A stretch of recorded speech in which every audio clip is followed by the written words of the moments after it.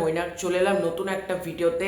আজকে এই ভিডিওতে the academic of fine arts তার ট্রেলার চলে এসেছে গতকাল বেশ অনেকটা রাতেই।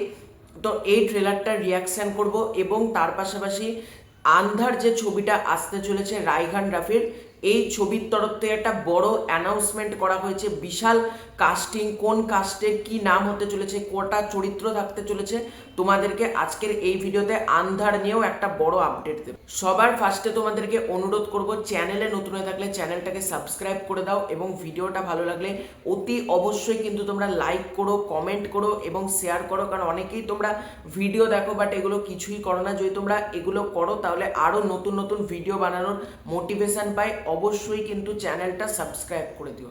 সবার ফার্স্টে যদি the academic of fine arts এই ছবির ট্রেলারটা নিয়ে কথা বলি। ট্রেলারটা কেমন হলো? 2 মিনিট 53 সেকেন্ডের একটা ট্রেলার হয়েছে। এক কথায় ট্রেলারটা তোমাকে মাস্তি দেবে। মানে এই রকম কাজ বাংলাতে যে হতে পারে, এটা এই ট্রেলারটা না দেখলে তোমরা বুঝতে পারবে না। এটা একটা পাল্প থ্রিলার তোমরা এটা বলতে পারো। পাল্প নিয়ে কিন্তু এর আগেও একটা কাজ হয়েছে বাংলাতে, বাদামি হায়নার কবলে। সেই কাজটা কিন্তু অতীব থার্ড ক্লাস কোয়ালিটির একটা কাজ ছিল, বাদামি হায়নার কবলে। মানে যতটা ট্রেলারটা প্রমিনেন্ট ছিল সিনেমার মধ্যে, আলটিমেটলি মাল মশলা কিছুই ছিল না পুরো সিনেমাটা জুড়ে। এটার ক্ষেত্রে আমার মনে হচ্ছে না সেটা হবে। এবং ট্রেলারের মধ্যে যেরকম র সিকোয়েন্স, যেরকম বোল্ডনেস, যেরকম ওই ভায়োলেন্স ব্যাপারটাকে দেখানো হয়েছে না, মানে এই প্রোডাকশন হাউস প্রমোদ ফিল্মস এর আগেও পারিয়ার সাথে অ্যাসোসিয়েট ছিল। পারিয়াতে কি লেভেলের ভায়োলেন্স ছিল বলতো? ঠিক একই জিনিস কিন্তু আবারও এই ছবিটাতে আমরা দেখতে পাবো মনে হচ্ছে। এবং প্রতিটা বড় বড় অ্যাক্টার রয়েছে, ভালো ভালো অ্যাক্টার রয়েছে, যেমন রুদ্রনীল ঘোষ রয়েছে, এদিকে তোমার রাহুল ব্যানার্জি রয়েছে, ঋষভ বসু রয়েছে, সৌরভ দাস রয়েছে, পায়েল সরকার রয়েছে, অনেক বড় অভিনেতারা রয়েছে এটার মধ্যে। এবং সব থেকে যেটা ভালো লাগছে ডায়লগের কাজ। কিছু কিছু ডায়লগ তোমাদেরকে মস্তি দিবে। মানে ডায়লগের মধ্যে অবভিয়াসলি গালাগালি আছে। দেখো, এটা লেখাই আছে সব পরিবারে দেখা নিষেধ। এটার মধ্যে গালাগালি, ভায়োলেন্স থাকবে, ব্রুটালিটি থাকবে। এটা যবে থেকে আমরা পোস্টার এসেছিল তবে থেকে আমরা জানি। মানে এটা ফ্যামিলি ফ্রেন্ডলি কোনো কন্টেন্ট হবে না, এটা জানাই কথা। এটা ইউথ জেনারেশনকে টার্গেট করে বা আজকের দিনের যারা জেন জি তাদেরকে টার্গেট করে কোথাও এটা তৈরি করা হয়েছে, বোঝাই যাচ্ছে এটা। এবং ট্যারিটেনো ভাইবসটা কিন্তু সম্পূর্ণ তোমরা এটার মধ্যে পাবে। এবং আমার যেটা ভালো লাগলো যে একটা মদের বোতল তার দাম হচ্ছে 20 কোটি টাকা। এই 20 কোটি টাকার মদের বোতল কে চুরি করলো, হঠাৎ গায়েব হলো? একটা পার্টিকুলার শট আমরা বলছি, একজনকে শুইয়ে রাখবে এরকম টেনিস বলের ওটার মধ্যে, এবং বলটা যেভাবে মারবে ওই শটটা, এটুকু বলছি এটা দেখে তোমাদের মাস্তি আসতে পারে, কিন্তু বাস্তবে যার সাথে এটা হবে না মানে মরে যাবে, সেটুকু বলতে পারি। মানে যেরকম ভাবে ব্রুটালিটি দেখানো হয়েছে, এরকম মানে শুইয়ে রেখেছে টেনিস বল বোর্ডের ওপর, তারপর বলগুলো গুড়িয়ে গুড়িয়ে মারছে আর ও যে চিৎকার করছে। এবং একটা সিন আছে দরজা লাগিয়ে মাথা ফাটাচ্ছে, মানে শুইয়ে দরজার বাড়ি মেরে মেরে একটা মাথাকে ফাটিয়ে দিচ্ছে। ওই সিনটা দারুণ। একজনকে যেভাবে সৌরভ দাস কোপাচ্ছে আর মুখে রক্ত ছিটকে হচ্ছে যা যা যা করে, ওই সিনটা দারুণ। মানে ভায়োলেন্স ভরপুর রয়েছে। আমার তো পুরো গা কাটা দিয়েছে ওই সিনটা, যেভাবে মাথাটাকে ফাটাচ্ছে। ওরে ভাই, মানে বাংলাতে এই ধরনের কাজ হয় না। আমি জানি না এদের কাছে বড় বড় প্রোডাকশন হাউসগুলো কেন এগিয়ে আসে না। মানে এই ধরনের কাজ বাংলাতে হয় না বলতে গেলে প্রথম আমি এই কাজটা দেখলাম। কিন্তু এই কাজটা সর্বোপরি কিন্তু একটা ইন্ডিপেন্ডেন্ট কাজ। কিন্তু তুমি পুরো ফ্রেম দেখো, লুক অ্যান্ড ফিল দেখো, কোনো জায়গা থেকে তোমাদেরকে ইন্ডিপেন্ডেন্ট কাজ মনে হবে না। এবং তোমরা এই চরিত্রগুলোকে অন্যভাবে দেখেছো। এদের যখন একটা ক্যারেক্টারগুলোকে পুরো বদলে গিয়েছে, এটা সৌরভ দাস বলো, তোমার প্রত্যেকে, রুদ্রনীল ঘোষ বলো, পায়েল সরকারকে যেভাবে প্রেজেন্ট করেছে, আমরা বলি না পায়েল সরকার পুরো শোপিসের মতন কাজ করে, এখানে তার পারফরমেন্স দেখো। মানে কোনো ক্যারেক্টারকে তোমার মনে হবে না অযৌক্তিক রাখা হয়েছে। ট্রেলার কাটিংটা ভীষণ সুন্দর হয়েছে। এবং কমেডির যে কাজ, এটা বেসিক্যালি কমেডির ওপর দাঁড়িয়ে আছে। কিছু কিছু কমেডির কাজ খুবই ভালো হয়েছে।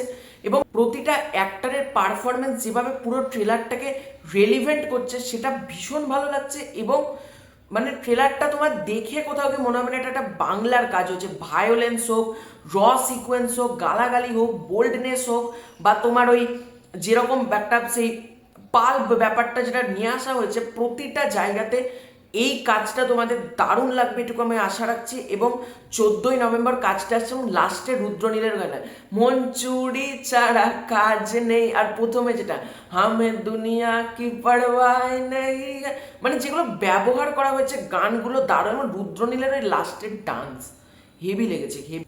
এই কাজটা দারুণ কিছু হবে, 14ই নভেম্বর আসছে, দেখা যাক কেমন হয়। আমি তো আশা রাখছি দারুণ কিছু হবে, কারণ বাংলাতে পাল্প নিয়ে যে কাজ হয়েছে বলবো না। একটা কাজে আমার মনে পড়ছে বাদামি আয়নার কবলে, ওটাও সেরকম জমেনি। এই কাজটা আশা করব খুব ভালো একটা কাজ হবে। কবে ওটিটিতে আসবে দেখবো, এই ভরসায় না থেকে তোমাদেরকে বলবো আগে বড় পর্দায় যাও, ওটিটিতে পরে দেখবে আবার এলে, কিন্তু বড় পর্দায় গিয়ে ছবিগুলোকে যদি হিট করাও না, এরকম নতুন ডিরেক্টর, নতুন টেকনিশিয়ান, নতুন টিম উঠে আসবে, তারা এদেরকে পায়েল সরকার হোক, রুদ্রনীল ঘোষ হোক, এদেরকে নতুনভাবে প্রেজেন্ট করতে পারবে। তাই জন্য বলছি এই কাজটা দেখো। এবং লাস্টে ওই তিনজনা গুলি 2025, একজন গুলি করলো নভেম্বর, তারপর 14।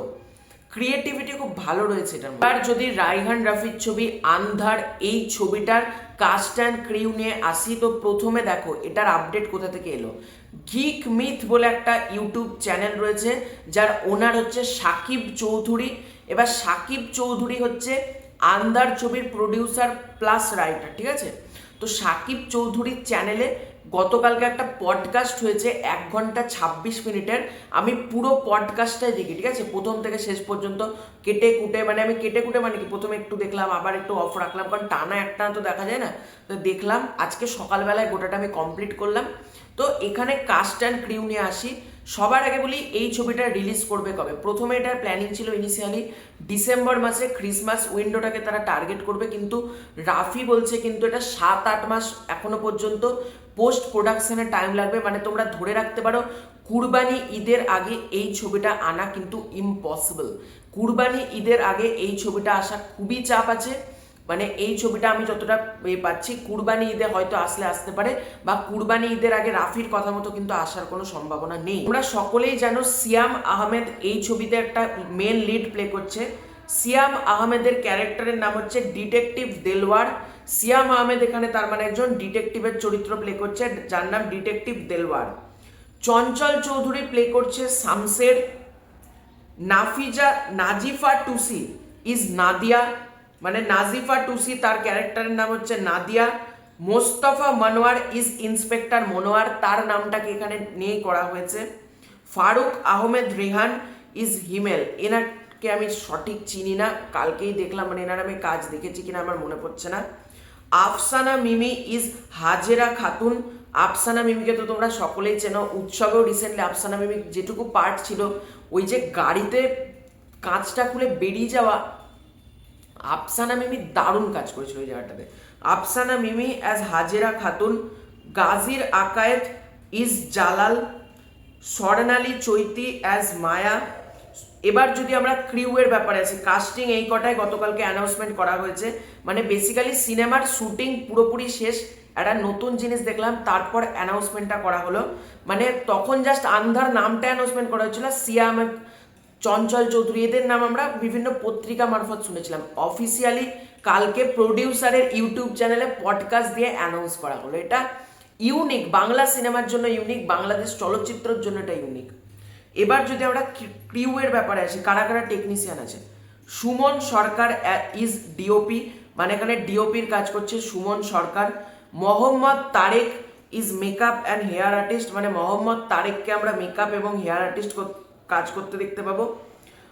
Anika Jahin as costume designer. Swarna Bhowmik is prosthetic artist. Swarna ভৌমিককে তোমরা চিনবে, যে পেট কাটা শ এবং 200 তার মেকআপের কাজগুলো করেছিল। স্বর্ণা ভৌমিক ভীষণ ভালো প্রস্থেটিক মেকআপ করে, তাকে নেওয়া হয়েছে।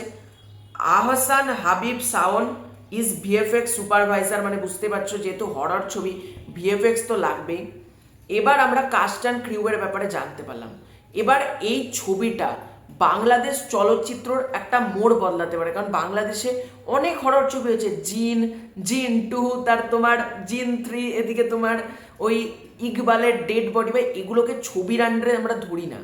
একটা ভালো হরর ছবি রাফি নিয়ে আসছে, এবং আশা করবো এটা দারুণ কিছু হবে, কারণ সিয়াম প্লাস চঞ্চল এই কম্বিনেশন। এবং রাফি শুধুমাত্র না, রাফি বলছে এটার মধ্যে একটা লেয়ার্ড রয়েছে, মানে বাবা ছেলের ইমোশন, হাজব্যান্ড ওয়াইফের ইমোশন, তাদের সম্পর্ক, হরর ব্যাপার, ফ্যামিলি বন্ডিং, অ্যাকশন, রোম্যান্স, মানে অনেক কিছু লেয়ার রয়েছে এই গল্পটার মধ্যে। এবং রায়হান রাফি তোমরা জানো নিজের লেখা গল্প ছাড়া অন্যের গল্পতে কিন্তু কাজ করে না।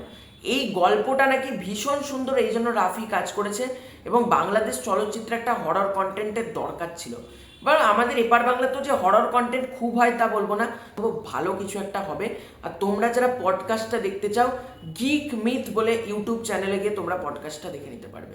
তো এটাই ছিল আজকের ভিডিও। তোমাদের কি ওপিনিয়ন কমেন্ট করে জানিও। চ্যানেলে নতুন থাকলে চ্যানেলটাকে সাবস্ক্রাইব করে দাও। ভিডিওটা ভালো লাগলে লাইক করো, শেয়ার করো। ততক্ষণের জন্য বাই বাই।